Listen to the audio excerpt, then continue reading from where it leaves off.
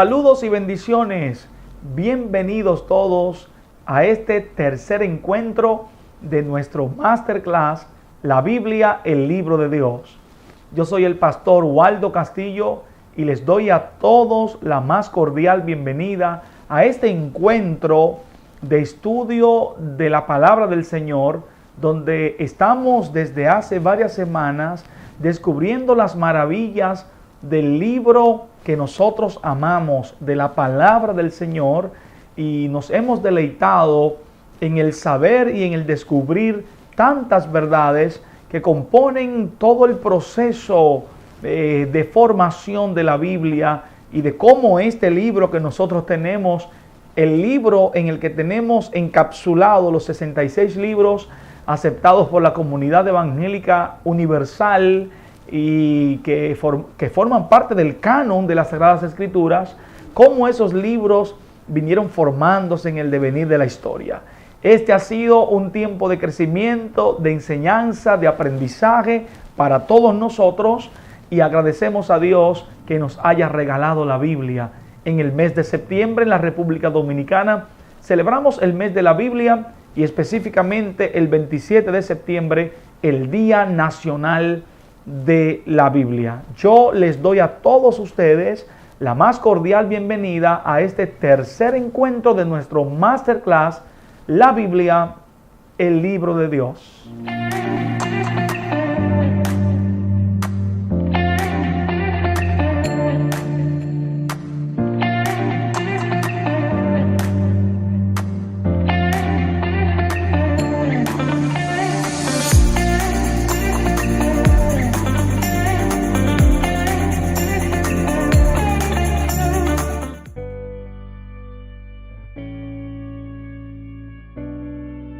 La Biblia es la palabra de Dios revelada y entregada de forma escrita a los hombres. La Biblia fue dada por inspiración divina mediante el poderoso ministerio del Espíritu Santo. Es en la Biblia donde Dios se da a conocer de forma fiel y confiable. La Biblia es el mensaje de Dios para la humanidad, en la que Dios se muestra a sí mismo, su poder, eternidad, grandeza, sabiduría, amor y omnipotencia. Solo en la Biblia encontramos información verídica e inerrante acerca de la creación del mundo, la creación del hombre a imagen y semejanza de Dios, la promulgación de la ley de Dios, la creación de la iglesia y la conclusión de la historia humana conforme a los eternos y soberanos designios de Dios. En la lectura de la Biblia encontramos vida, fortaleza, sabiduría, salvación y esperanza. La Biblia es vida a nuestro espíritu, medicina para el alma, luz a nuestros ojos, fuerza a nuestros huesos y agua fresca al corazón. La Biblia instruye, corrige, exhorta, guía, alumbra, edifica, perfecciona y nos atrae a lo eterno. La Biblia es el martillo de Dios contra la ignorancia, el error, el pecado y la muerte espiritual. Al entregarnos la Biblia, Dios nos brinda acceso a su mente, nos acerca a los tesoros eternos de su corazón, nos convida a conocer su persona y nos sienta a la mesa del manjar celestial.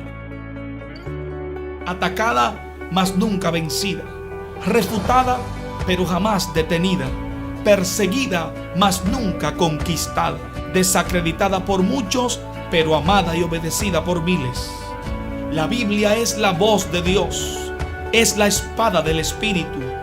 La Biblia convierte el alma, hace sabio al simple y aleja la soberbia del corazón. La Biblia es la verdad de Dios, saeta en manos del valiente, lanza que penetra hasta los tuétanos, medicina que cura, torrencial de agua que limpia, maná del cielo, espada que corta, martillo que quiebra, fuego que quema, revelación que trae salvación.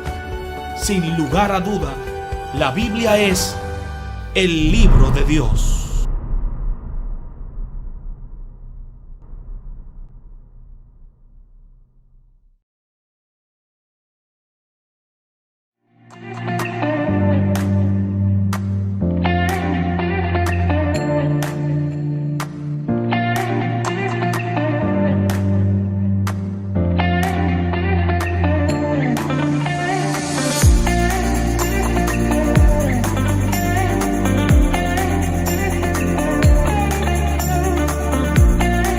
Estamos de regreso en nuestro Masterclass, la Biblia, el libro de Dios. Y bueno, para poder iniciar lo que queremos enseñar en este tercer encuentro, debo repasar brevemente los contenidos anteriores. Hemos estado descubriendo las maravillas que tiene la República Dominicana, o el privilegio que tenemos como nación de tener un día dedicado a la Biblia.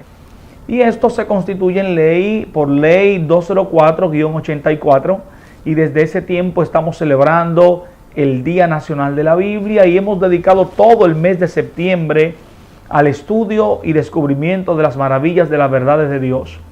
Pero también descubrimos en nuestros estudios anteriores qué es lo que significa palabra de Dios y cómo esta expresión palabra de Dios en la teología cristiana ha ido tomando forma gradual y sistemáticamente hasta que nosotros hoy podemos disfrutar de la Biblia.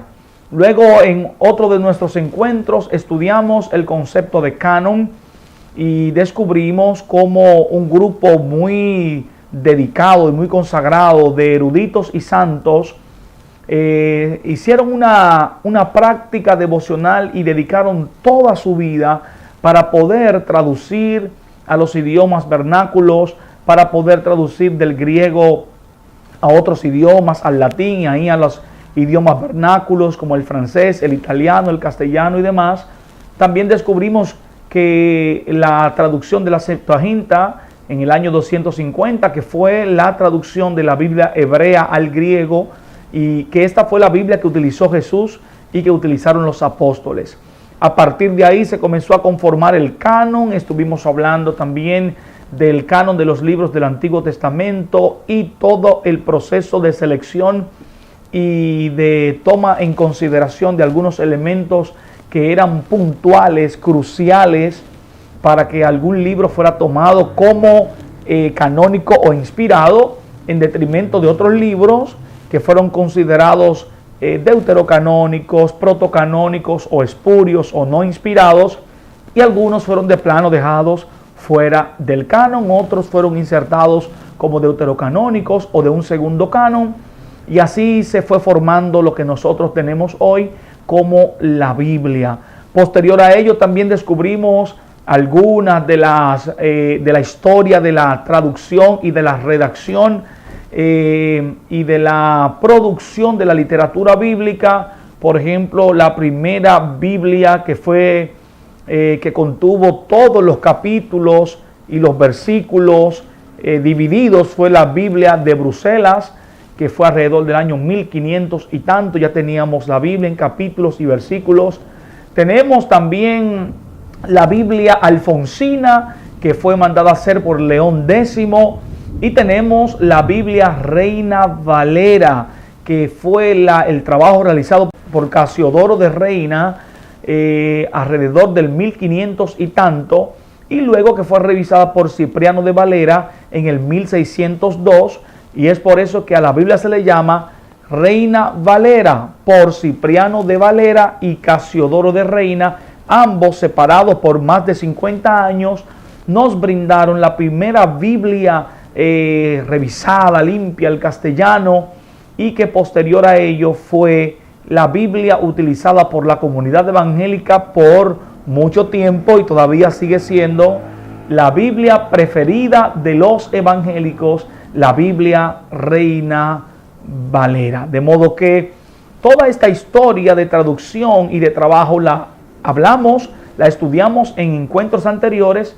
Y hoy yo quiero hablar de una de las verdades más trascendentales, y que ya usted me ha escuchado mencionar algunos de estos términos, pero para continuar con nuestro estudio y nuestro masterclass acerca de la Biblia, el libro de Dios, debo detenerme a analizar el concepto de revelación, de inspiración y de inerrancia.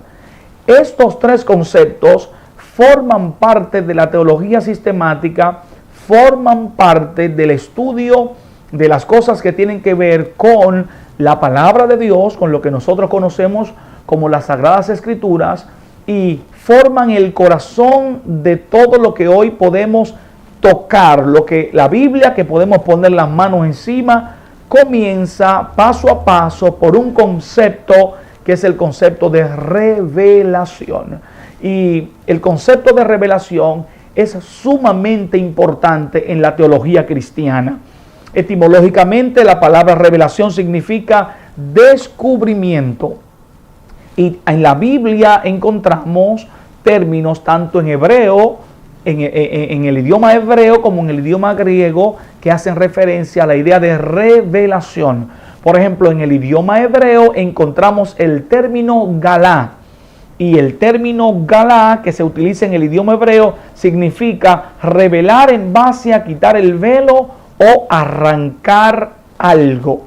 Revelar en base a quitar el velo o arrancar algo es el significado del hebreo galá, que es el término en que se encontramos en el Antiguo Testamento para hablar de descubrimiento o de revelación. El concepto de revelación ha tenido, como dije ya, una importancia suprema en la teología cristiana, y teológicamente hablando, el concepto hace referencia básicamente a la autorrevelación o a la autopresentación que de sí mismo hace el Señor por su sola y firme voluntad a los hombres, utilizando como medio o como instrumento para su autopresentación elementos naturales y elementos sobrenaturales. A eso conocemos nosotros teológicamente hablando como revelación. En el Antiguo Testamento encontramos la palabra galá, que hace referencia al autodescubrimiento o revelación de Dios, y para ello vamos a ver un ejemplo en Isaías capítulo 47 verso 3. Allí encontramos, por ejemplo, que el Señor dice: de Babilonia, dice el Señor, será tu vergüenza descubierta y tu deshonra será vista. Refiriéndose a una nación pagana, el Señor dice: voy a descubrir tu vergüenza y tu deshonra voy a hacer que el mundo la vea. Y allí se utiliza el término galá para hablar de descubrir y de hacer que otros vean. También galá se usa para referirse a la comunicación que de sí mismo hace Dios voluntariamente a algún profeta o algún vidente. Este ejemplo lo podemos encontrar en el libro de Amós capítulo 3 verso 7. En Amós capítulo 3 verso 7 leemos de la siguiente manera: porque no hará nada Jehová el Señor sin que lo revele, sin que revele su secreto a sus siervos los profetas. Aquí el Señor vuelve a utilizar el término galá para hacer referencia de que Él no hará nada sin revelarlo a sus siervos los profetas. También en el Nuevo Testamento encontramos otro término para hablar de revelación, y es el término apocalipsis. Apocalipsis ya lo he mencionado en otras de nuestras transmisiones. Apocalipsis es el título del último libro de la Biblia, Apocalipsis, pero Apocalipsis es el original, es la transliteración del griego y significa revelar, dar a conocer o manifestar. Por ejemplo, John Bailey, un gran pensador cristiano, dice que revelación significa quitar un velo encubridor, es decir, un velo que cubre algo, y cuando se produce una revelación es que se quita ese velo, de manera que se descubra algo que había estado escondido.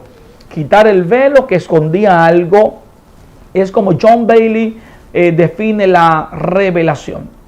Es muy importante esta idea y usted lo va a notar en lo inmediato, va a comprender por qué es importante el concepto de revelación referido y vinculado a la Biblia, al libro de Dios. La idea de revelación de Dios es que de alguna manera Dios se ha colocado en una posición que nosotros los hombres podamos comprenderlo y podamos conocer su voluntad.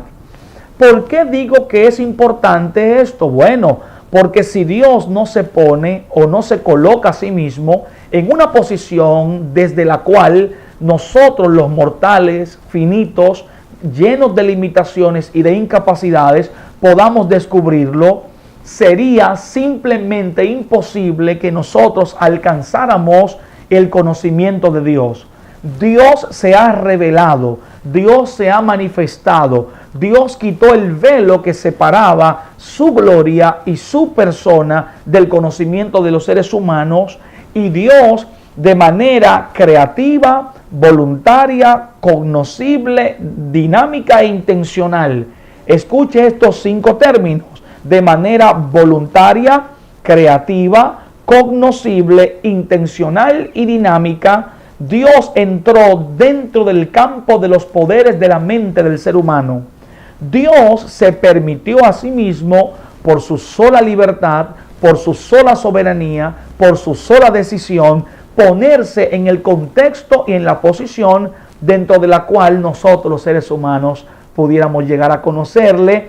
Y a esto es lo que la Biblia llama revelación y lo que en teología denominamos revelación. En este sentido, también podemos decir que la revelación no consiste solamente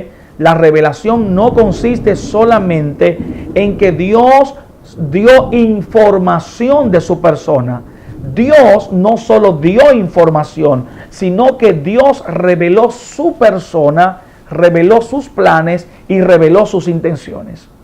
En otras palabras, amados hermanos, la revelación no contiene solo información acerca de Dios, sino que la revelación es la autopresentación voluntaria de Dios cuando Él se descubre y manifiesta a los seres humanos sus intenciones y sus planes, a través de sus palabras y de sus acciones, y también a través de la conciencia, de sus mandamientos, de sus preceptos, de sus propósitos y de sus planes. Dios se ha dado a conocer.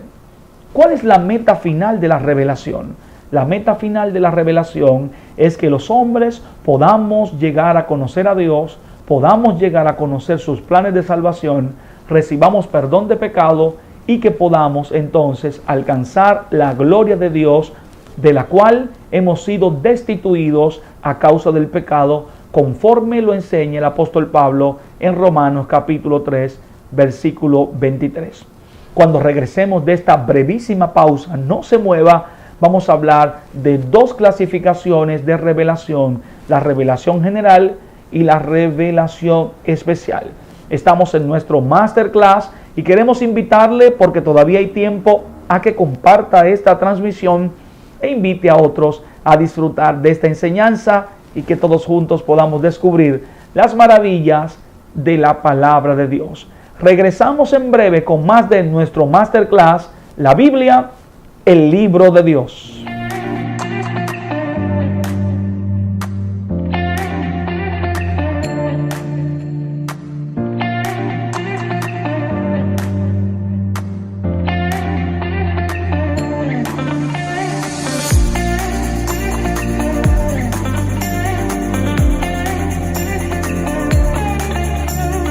Saludos mis amados, soy el pastor Waldo Castillo y quiero invitarles a que se sumen a nuestra cuenta de Instagram, Pastores Waldo y Zuleika Castillo.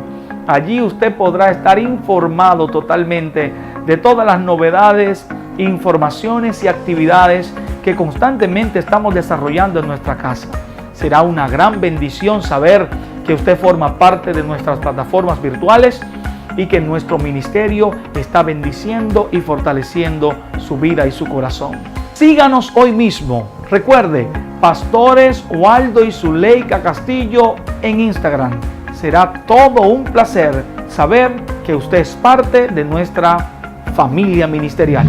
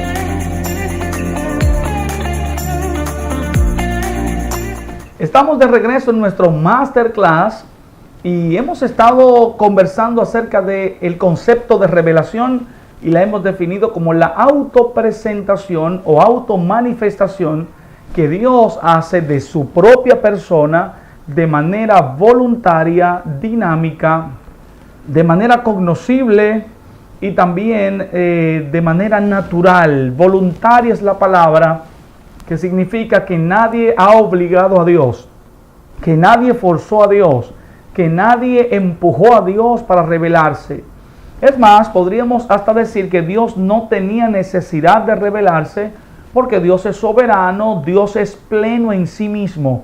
Dios no tiene la necesidad de nada y mucho menos de nadie, porque Dios es pleno, Dios es la fuente de todas las cosas y en Él está la vida, y la vida en sí mismo es un don de su propia naturaleza. Pero Dios decidió manifestarse y para ello utilizó medios naturales y sobrenaturales. En ese sentido podemos hablar entonces de dos categorías generales de revelación.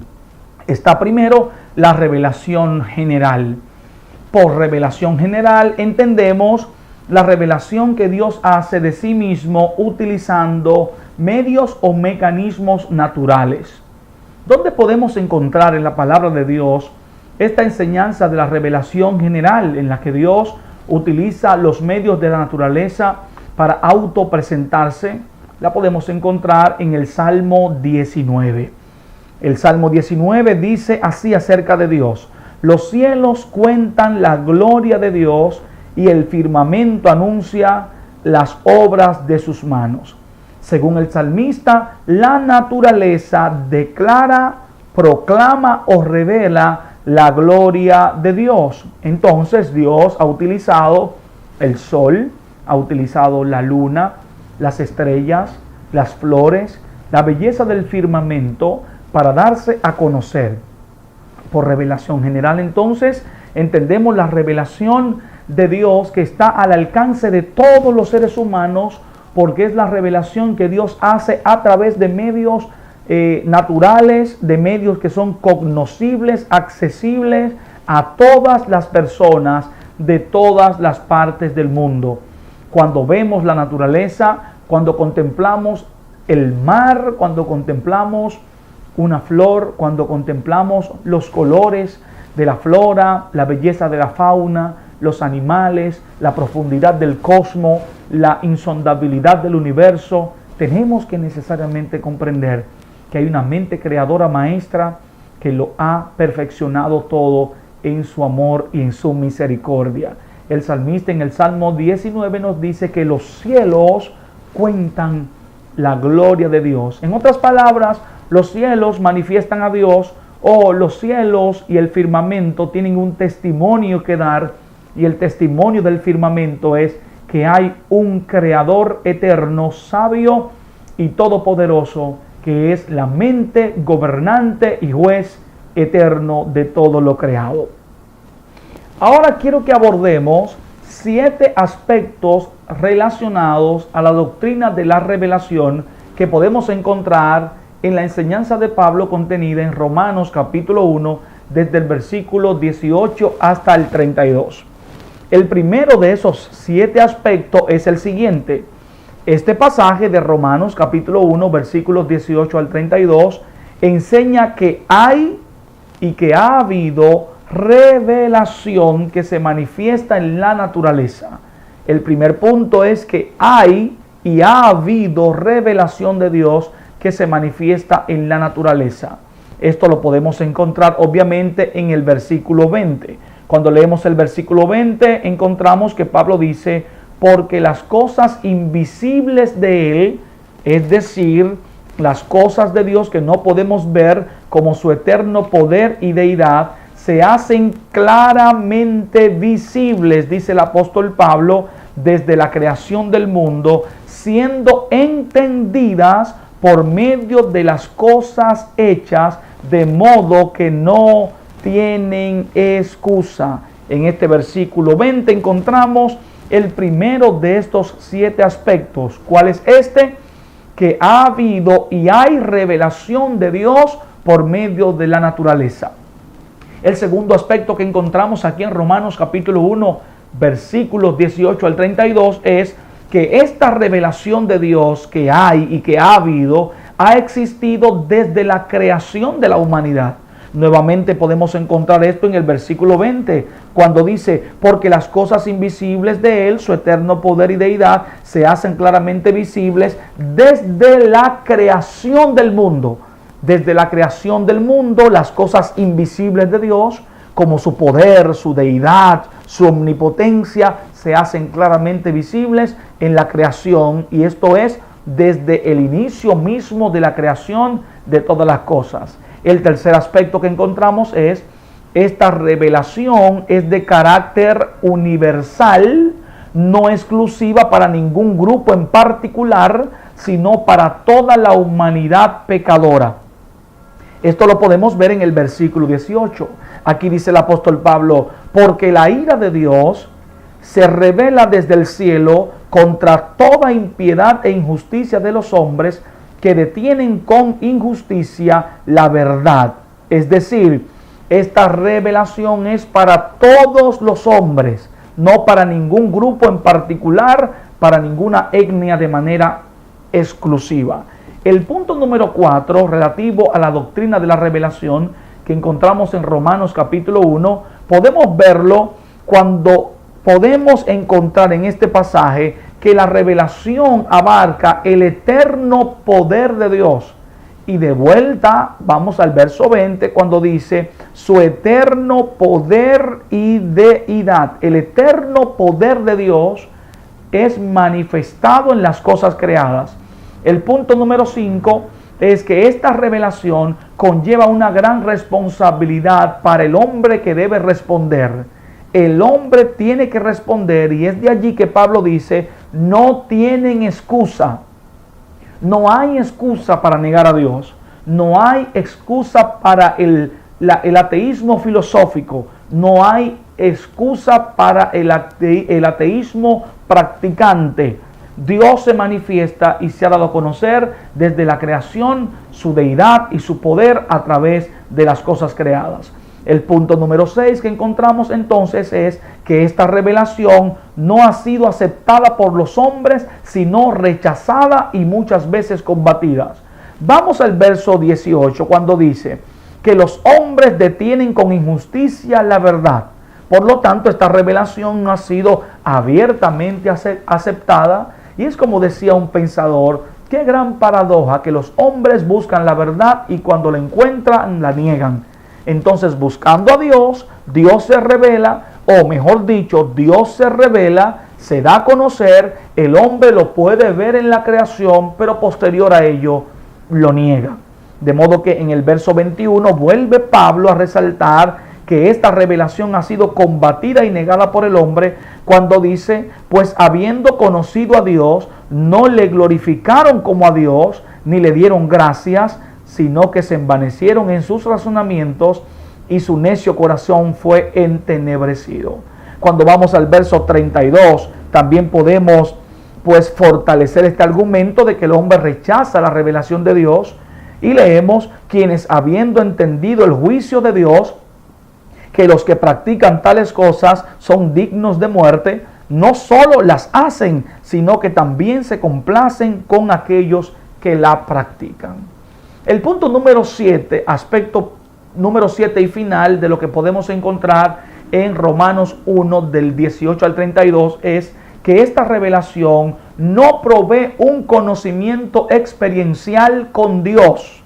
Es decir, si leemos el verso 25, encontramos lo siguiente, ya que cambiaron la verdad de Dios por la mentira, honrando y dando culto a las criaturas antes que al Creador, el cual es bendito por los siglos de los siglos. ¿Qué estamos diciendo cuando postulamos que la revelación encontrada en la naturaleza no provee un conocimiento experiencial de Dios ni salvífico? Bueno, es que lo que Dios reveló en primer grado en la naturaleza no tenía la intención de mostrar el camino de la salvación, sino demostrar que hay un Dios que merece ser honrado y un Dios que se ha manifestado voluntariamente. En cuanto a que Dios se revela a través de la conciencia de los hombres, encontramos el testimonio en dos fuentes inalienables. La primera es que Dios nos ha creado conforme a su imagen y conforme a su semejanza. Por lo tanto, Dios ha depositado en el ser humano un elemento conocido como conciencia, y la conciencia que tenemos nos revela y nos indica que hay un creador. Posterior a esta primera evidencia, encontramos una segunda, y es el testimonio de las Sagradas Escrituras. En Romanos capítulo 2, versículos 14 y 15, encontramos las palabras de Pablo cuando dice: porque cuando los gentiles que no tienen la ley cumplen por instinto los dictados de la ley, ellos, no teniendo la ley, son una ley para sí mismos, porque muestran la obra de la ley escrita en sus corazones, su conciencia dando testimonio y sus pensamientos acusándolos unas veces y otras defendiéndolos. ¿Qué está diciendo Pablo en Romanos capítulo 2, versículos 14 y 15? Que Dios escribió sus leyes en nuestros corazones y en nuestra conciencia, y que aunque muchas personas no conocen la ley de Dios escrita en la palabra, sí está escrita en sus conciencias, y sí hay testimonio interno de la conciencia de la existencia de un creador eterno.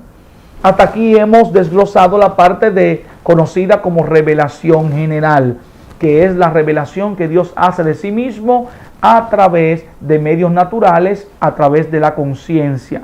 Y para ambas tenemos testimonio en las Sagradas Escrituras. El segundo aspecto de la revelación es el conocido como revelación especial. Y la revelación especial se define como la autopresentación de Dios a través de medios sobrenaturales. A esta definición algunos agregan la autopresentación de Dios a través de medios sobrenaturales, a través de la historia de Israel y posteriormente a través de la persona, de los hechos y de la obra del Señor Jesucristo. La revelación especial complementa la autopresentación que Dios ha venido haciendo de sí mismo a través de la naturaleza. Y Dios tiene que complementar la revelación que hizo de sí mismo a través de los medios de la naturaleza, conocida como revelación general, porque como acabamos de decir, la revelación general no tiene poder para dar experiencia de salvación a los seres humanos.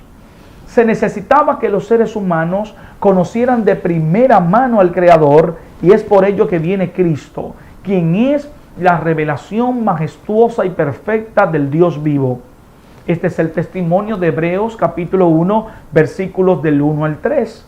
En el libro de Hebreos encontramos el testimonio siguiente: Dios, habiendo hablado muchas veces y de muchas maneras en otro tiempo a los padres por los profetas, en estos postreros días nos ha hablado por el Hijo, a quien constituyó heredero de todo y por quien asimismo hizo el universo, el cual, siendo el resplandor de su gloria y la imagen misma de su sustancia, y quien sustenta todas las cosas con la palabra de su poder, habiendo efectuado la purificación de nuestros pecados por medio de sí mismo, se sentó a la diestra de la majestad en las alturas.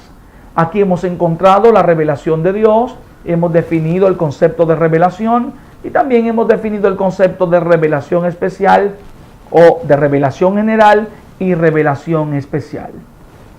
En este punto necesitamos agregar que por muchos años no se ha hecho una clara distinción entre los cristianos entre revelación y escritura. Y hay una clara distinción entre revelación y las Sagradas Escrituras. Aunque ambos términos son sinónimos, es importante hacer la siguiente acotación. Ambas ideas están ligadas estrechamente, pero no son iguales.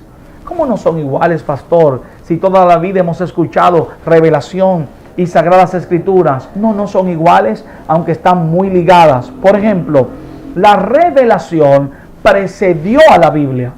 La revelación vino primero y luego la revelación produjo la Biblia. La Biblia es el resultado de la revelación, es el producto último de la revelación de Dios. Dios primero se revela a Israel y se produce el Antiguo Testamento. Luego Dios, a través del Señor Jesucristo y de la enseñanza de los apóstoles, se revela en el Nuevo Testamento, y la revelación que Dios hace de sí mismo a través de Cristo y de los apóstoles produce la Biblia o produce el Nuevo Testamento. Ambas partes, la revelación de Dios que produjo el Antiguo Testamento y la revelación de Dios que produjo el Nuevo Testamento, es lo que finalmente da como producto a la Biblia. Por lo tanto, es importante comprender que aunque utilizamos de manera indistinta el término revelación y la Biblia, no son las mismas cosas.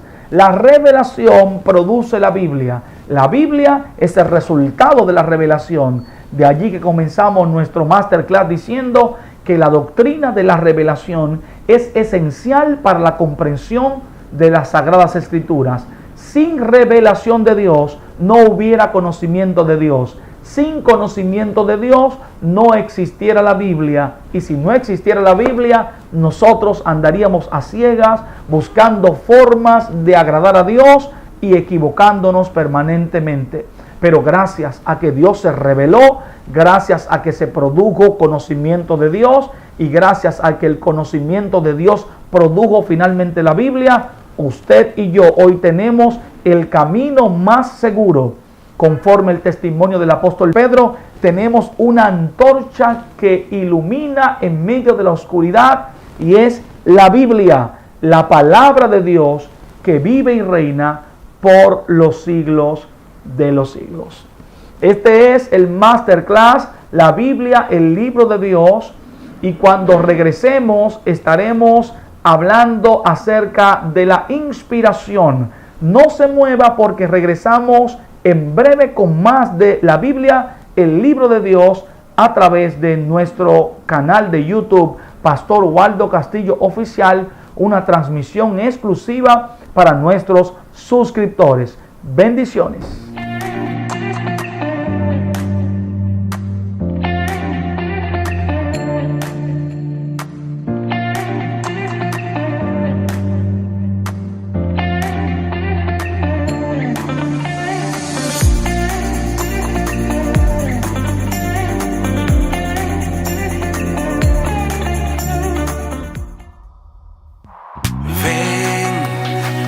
Lo que Dios está haciendo, está levantando y salvando almas para su reino. Entra y ven, mira lo que Dios está haciendo, está levantando y salvando almas para su reino. Ven, entra a la casa de Dios y juntos compartamos su palabra con amor y con alegría. Ven, entra a la casa de Dios y juntos compartamos de su amor, sanar el corazón y cumplir con la gran comisión. Somos pueblo de Dios, linaje escogido, generación separada para Dios.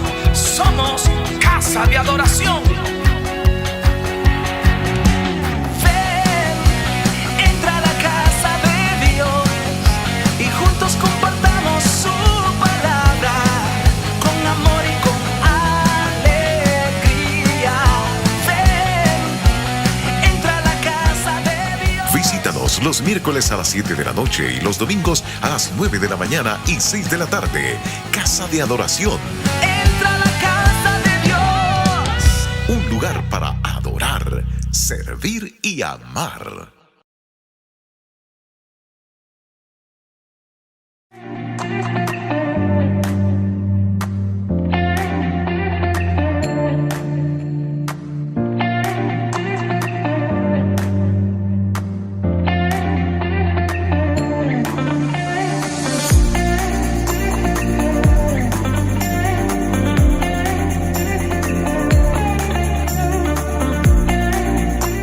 Estamos de regreso en nuestro Masterclass y es mi deseo y mi esperanza que estén siendo instruidos, que estén aprendiendo, tomando notas, porque recuerden que esta es una transmisión exclusiva para nuestros suscriptores del canal de YouTube Pastor Waldo Castillo Oficial. Ha sido una experiencia muy gratificante poder recibir los testimonios de muchas personas que nos han dicho que ha sido muy clara la enseñanza y cuánto han podido disfrutar de esta transmisión. Ahora quiero agregar un apéndice más a nuestro tiempo de crecimiento espiritual sobre la Biblia y todo el proceso de composición y los elementos que han sido incorporados en la enseñanza de bibliología. Quiero hablarles acerca del concepto de inspiración. Ya evaluamos y desglosamos a grandes rasgos la idea de revelación. Ahora vamos a hablar acerca del concepto de inspiración. Y el concepto de inspiración es también clave y vital en cuanto a lo que a la conformación de la Biblia respecta. La palabra inspiración hace referencia a la puesta por escrito de la revelación.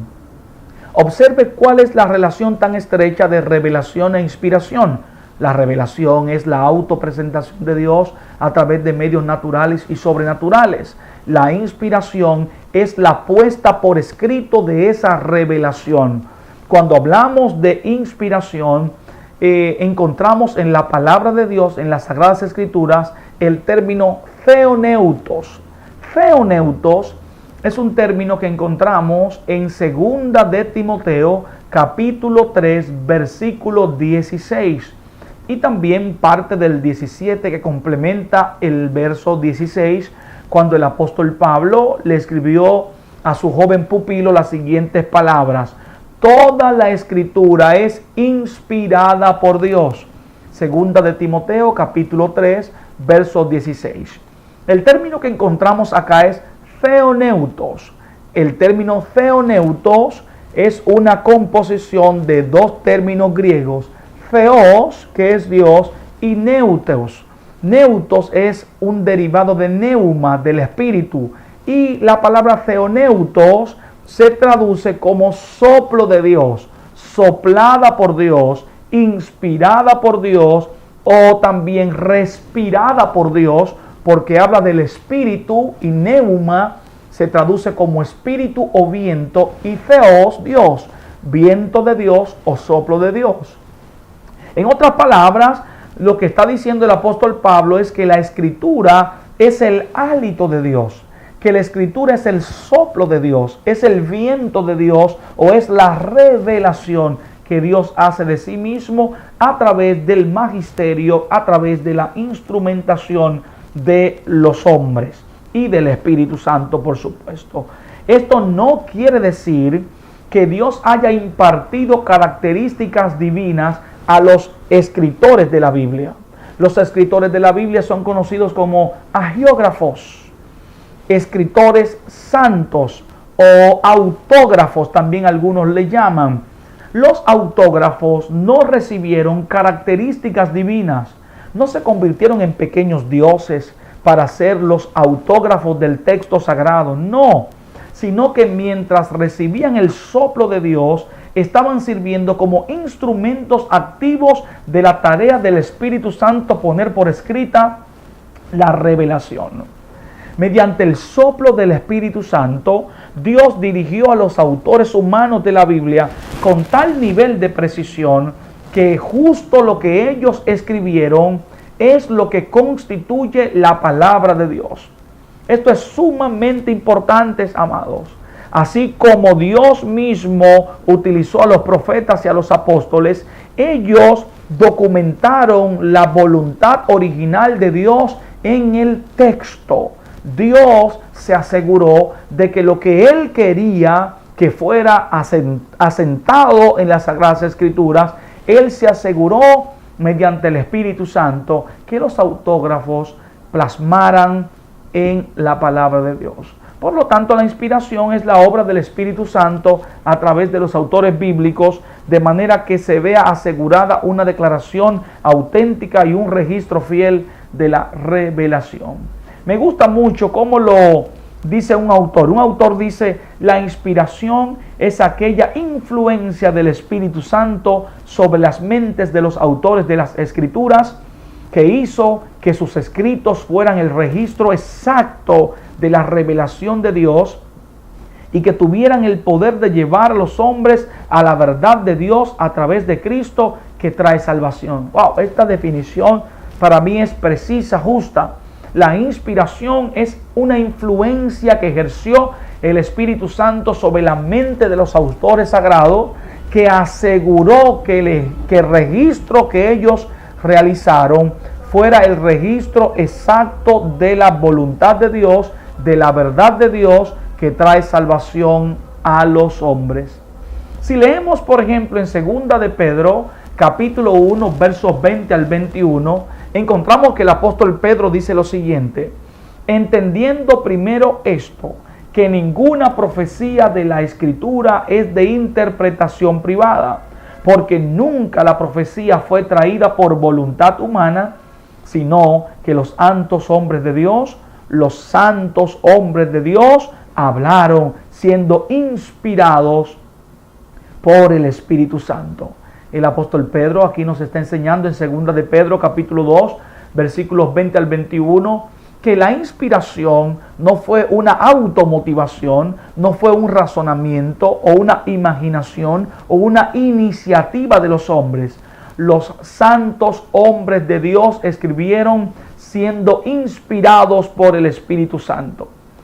¿Recuerdan que hace un momento le estaba haciendo referencia a Timoteo? Bueno, en 2 de Timoteo capítulo 3, versos 16 y 17, dice así la palabra de Dios: toda la Escritura es inspirada por Dios y útil para enseñar, para redarguir, para corregir, para instruir en justicia, a fin de que el hombre de Dios sea perfecto, enteramente preparado para toda buena obra.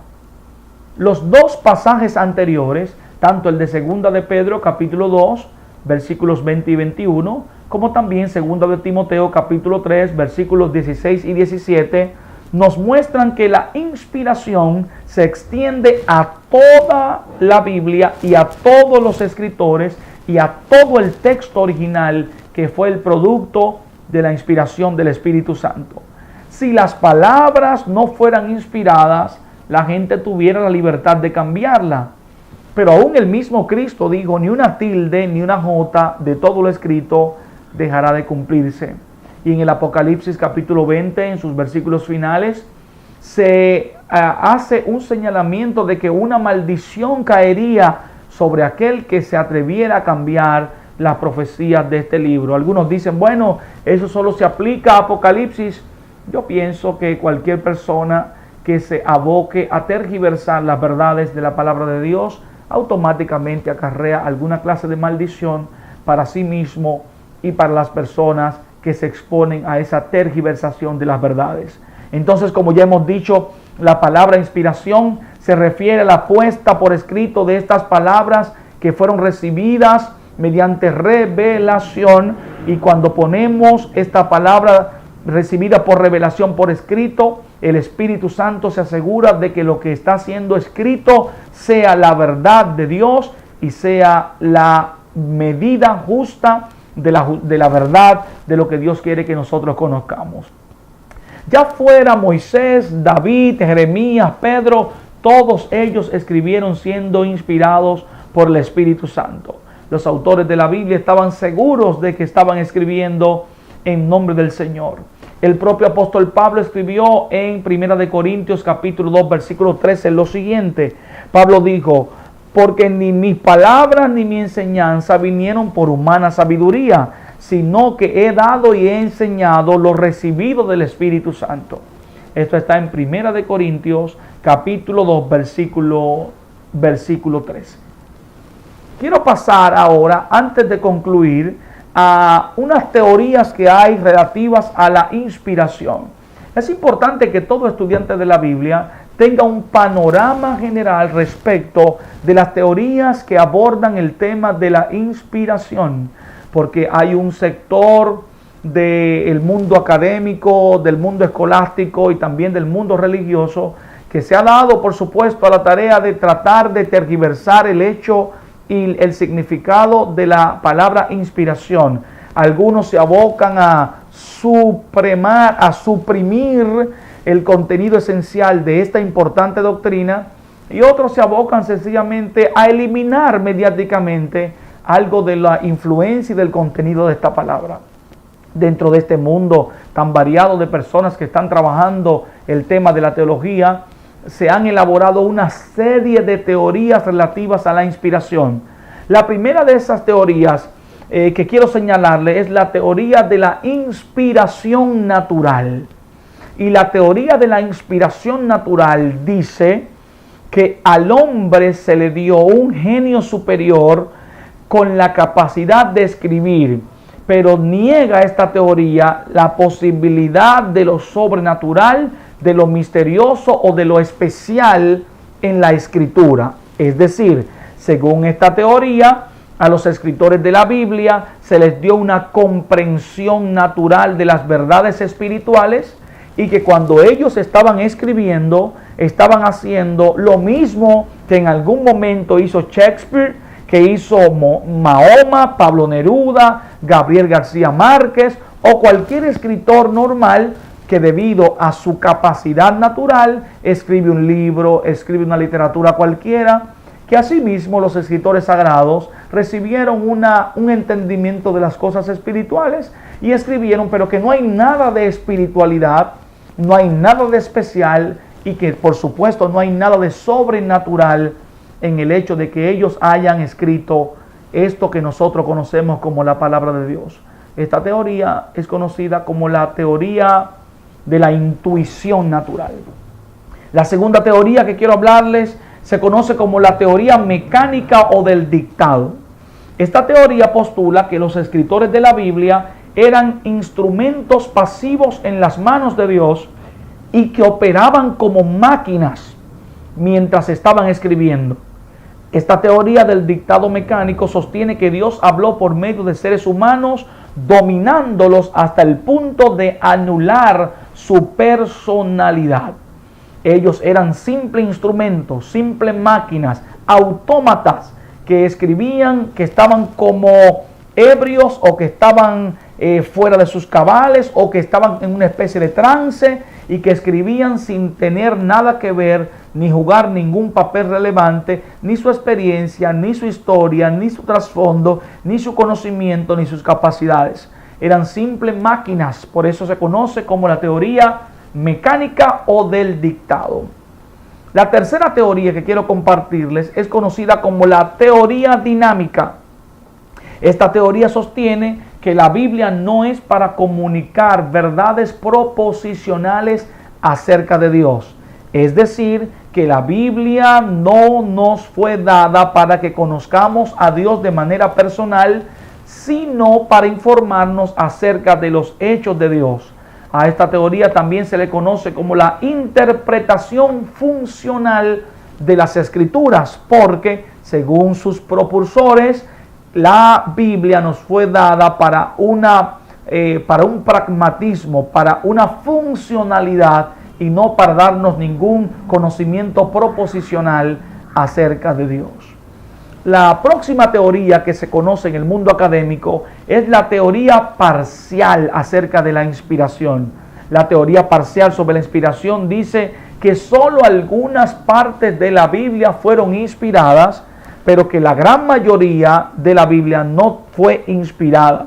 Principalmente las verdades espirituales tienen validez divina, pero que los asuntos concernientes a historia, geografía, ciencia, números, nada de eso es inspirado y que no tiene ningún valor para la vida de la iglesia. La próxima teoría que conocemos es la teoría de la neoortodoxia. La neoortodoxia postula que los escritores humanos solo pudieron producir un relato con errores. Su posición es que la Biblia es confiable pero no infalible.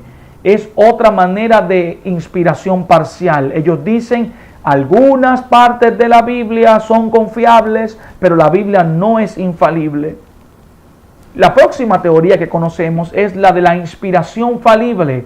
Es una teoría que se está dando a conocer y está muy en boga, según la cual la Biblia está inspirada pero contiene errores.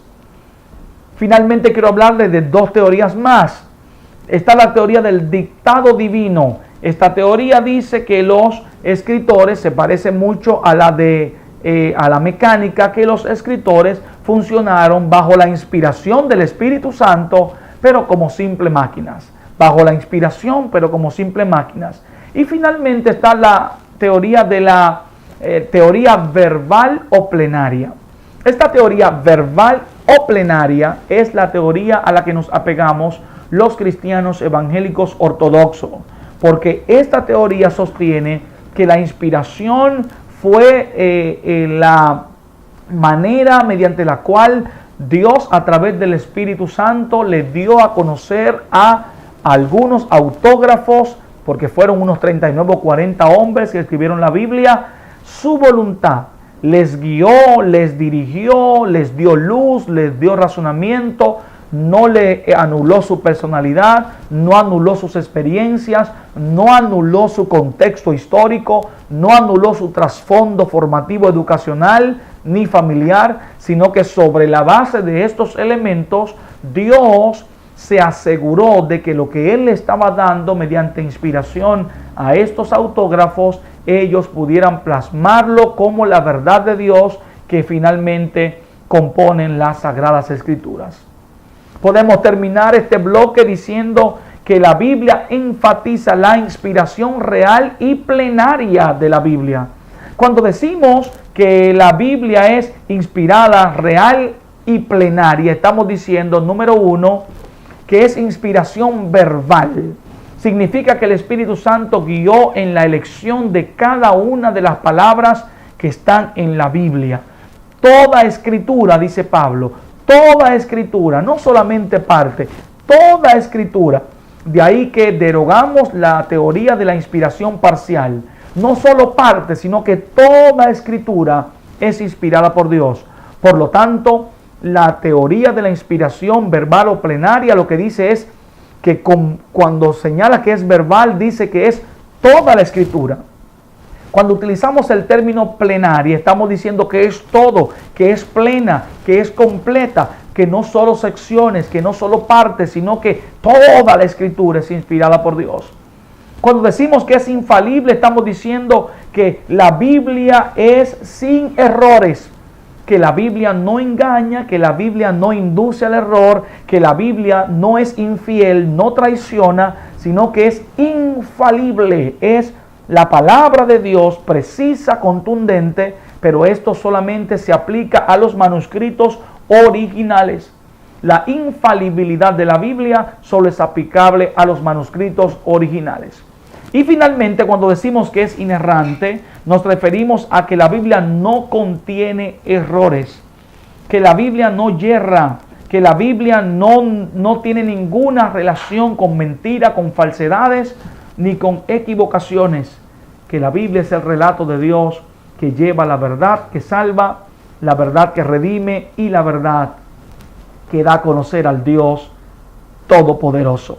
Concluimos diciendo entonces que por inspiración entendemos el acto especial de supervisión por parte del Espíritu Santo, por medio del cual los escritores de la Biblia plasmaron real y fielmente lo que Dios quería que nosotros conociéramos hoy de su voluntad, de sus planes y de sus propósitos. A esto que conocemos como revelación y a esto que conocemos y hemos hablado de inspiración es lo que nosotros hoy podemos tocar. La palabra de Dios revelada al hombre a través de medios naturales y sobrenaturales.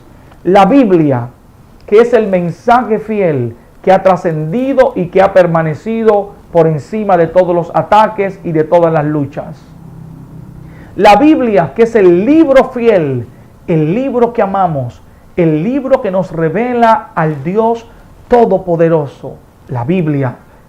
Escudriñad las Escrituras, porque a vosotros os parece que en ella encontráis la vida eterna, y ellas son las que dan testimonio de mí. Porque toda la Escritura es inspirada por Dios y útil para corregir, para redarguir, para instruir al hombre de Dios, a fin de que sea perfecto en todos sus caminos. ¿Con qué limpiará el joven su camino? Con guardar tu palabra. Y podemos encontrar en el Salmo 119 verdades preciosas acerca de este libro. Este libro que ha cambiado tantos corazones. Este libro que ha cambiado tantas vidas. Este libro que ha sanado tantas heridas.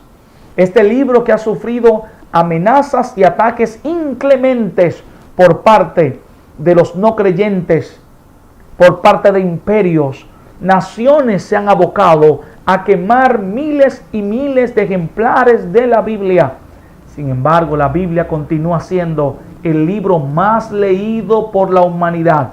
Más de 55,000 millones de Biblias han sido impresas a lo largo de la fundación de la imprenta de Johannes Gutenberg. Más de 50,000 millones de Biblias impresas. Se imprimen entre 3 a 5 Biblias cada 3 minutos en las imprentas de Francia, en las imprentas de Inglaterra y gran parte de los Estados Unidos. Voltaire, un escéptico, por no llamarlo ateo, aunque lo fue, un escéptico filosófico del siglo XVII, dijo que él se encargaría de, antes de él morir, dio una profecía y dijo: en 100 años la Biblia habrá desaparecido del planeta. Nadie hablará de la Biblia no se recordará. Lo dijo en el fulgor, en el calor, en la cumbre de la ilustración, de la revolución del conocimiento, en la edad moderna pasada, cuando los hombres estaban dándole auge al racionalismo, al pensamiento de que no necesitaban a Dios. En aquel mismo contexto, alguien levantó su voz y dijo: Dios está muerto. Un tal Friedrich Nietzsche se atrevió a decir: Dios está muerto. Y muchos más siguieron esta falacia y este error. Y mediante un movimiento humanístico que descalificó a Dios y que trató de meter a Dios en el baúl del olvido, llegaron a decir: la Biblia desaparecerá del planeta. Nadie recordará que existió ese libro. 50 años después, en la misma casa de Voltaire, se estaban imprimiendo miles y miles de ejemplares de la Biblia. En el mismo lugar, en su alcoba, desde su cama, cuando él condenó la Biblia y dijo que fracasaría como libro histórico y revelación de Dios, en esa misma habitación hoy está una de las imprentas más grandes del mundo, imprimiendo Biblias a todo volumen. Es que la Biblia es la palabra de Dios. La Biblia es un yunque que golpea y derriba a sus enemigos. La Biblia es una espada que no puede ser detenida. Y quiero terminar esta serie que hemos titulado La Biblia, el libro de Dios, este masterclass, leyendo lo que la palabra de Dios dice en el Salmo 119 acerca de la grandeza y de la gloria que hay en la palabra de Dios. Si me permite decirlo, gloria al nombre del Señor. Si me permite leerlo, gloria al nombre del Señor. Terminamos dándole gloria a Dios con estas palabras contenidas en el Salmo 119, versículos 9 en adelante. Aquí dice la Biblia: ¿con qué limpiará el joven su camino? Con guardar tu palabra. Con todo mi corazón te he buscado. No me dejes desviarme de tus mandamientos. En mi corazón he guardado tus dichos para no pecar contra ti. Bendito tú, oh Jehová, enséñame tus estatutos. Con mis labios he contado todos los juicios de tu boca. Me he gozado en el camino de tus testimonios más que de toda riqueza. En tus mandamientos meditaré, consideraré tus caminos, me regocijaré en tus estatutos y no me olvidaré jamás de tu palabra. La palabra de Dios es viva, la palabra de Dios es eficaz y es más cortante que toda espada de dos filos, y penetra hasta los tuétanos, hasta la coyuntura, y discierne los pensamientos y las intenciones del corazón. Que viva la palabra de Dios, que reine Dios en los corazones y que sea conocido Dios en las naciones de la tierra como el Dios de la palabra infalible, eterna y verdadera. Este ha sido nuestro masterclass, la Biblia, el libro de Dios. Muy agradecidos de la sintonía de cada uno de ustedes, de su muy amable conexión todos estos días y de que ustedes forman parte de la familia de nuestro ministerio. Gracias por estar suscrito a nuestro canal de YouTube. Invite a otra persona, haga a otra persona parte de los suscriptores de nuestro canal. Infórmele de los contenidos que tenemos colgados aquí y que pueden ser de gran edificación. Gracias por sintonizarnos, gracias por sus oraciones y esperamos que este masterclass haya sido de gran edificación para cada uno de ustedes. Y les esperamos en una próxima ocasión, en un nuevo masterclass, donde descubriremos las verdades trascendentales de la palabra de Dios. Dios les bendiga. Hasta la próxima.